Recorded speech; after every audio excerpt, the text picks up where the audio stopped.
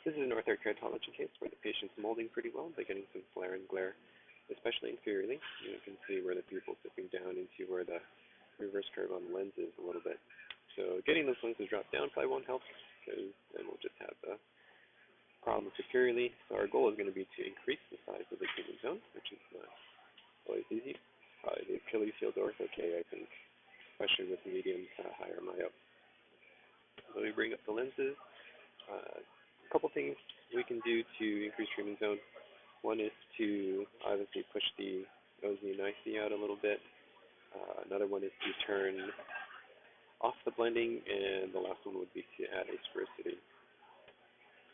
So moving the OZ and IC out is pretty standard adjustment.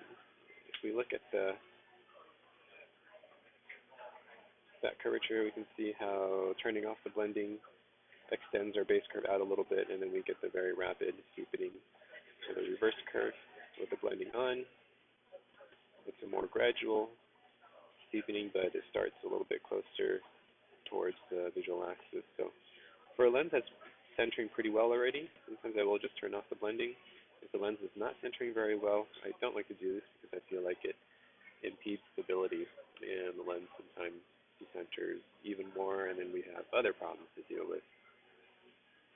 And then the other thing we can do is add some shape factors. So we go, for example, to plus 20, and we'll keep in mind that our demand's down at about 6.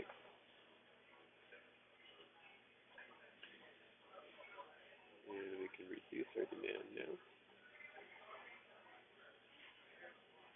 Okay.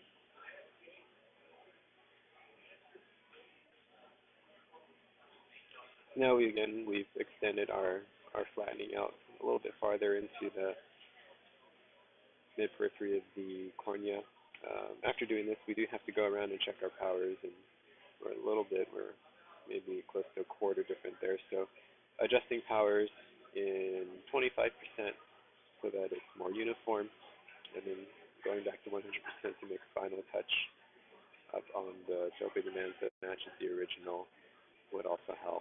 Patients who are minimally symptomatic, I would probably go with the blending option. It's not as big of a change, but it's easy to do. Patients who are really bothered and really want something to be done, I would probably do the shape factor. I feel like that gives us a little bit more improvement in optic zone size. Neither one of them will give us huge improvements, but of the two, I think we get a little bit more bang this way. And so depending on the severity of the patient's complaint, then I'll kind of make my decision based on which way to go. So hopefully that helps. Best of luck with your patient. Thanks for watching.